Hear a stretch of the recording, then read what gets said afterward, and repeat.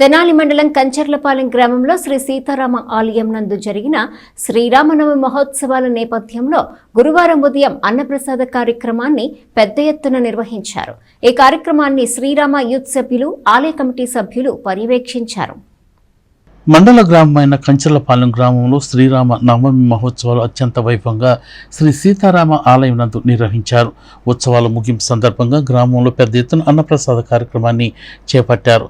ఆలయ కమిటీ సభ్యులు పొదిలి శ్రీనివాసరావు, అలాగే శ్రీరామ యూత్ సభ్యులు వీరయ్య, అనిల్, అరవింద్, జీవన్, సంతోష్, దేవ, సాగర్, మురళి, ఆంజనేయులు, మహేష్, నవీన్, సురేష్, దేవానంద్ ఈ కార్యక్రమాన్ని పర్యవేక్షించారు.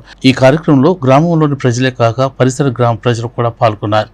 ఈరోజు మన కంచాలపాలెం గ్రామంలో ఏం చేసినటువంటి శ్రీ సీతారామాలయం నందు శ్రీరామనవమి వేడుకలు పురస్కరించుకొని 13వ వార్షికోత్సవం మరియు ఈరోజు అన్న సంతర్పణ కార్యక్రమం అత్యంత ఘనంగా ఏర్పాటు చేయడం జరిగింది.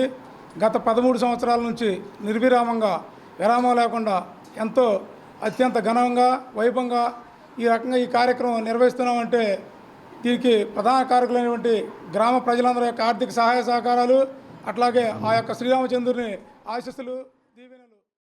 ఈరోజు కంచర్లపాలెంలో ఎప్పటి నుంచో తమ్ముడు శ్రీనివాసరావు ఇక్కడ గ్రామంలో కులాలకు అతీతంగా, మతాలకు అతీతంగా అందరూ కలిసి పండుగ చాలా చక్కగా చేసుకుంటున్నారు. శ్రీరామనవమి సందర్భంగా గ్రామం మొత్తం భోజనాలు చేస్తారు. అట్లానే బంధుమిత్రులు కూడా వచ్చి ఇక్కడ సరదాగా దేవుడి సన్నిధిలో భోంచేసి వెళ్ళిపోతుంటారు.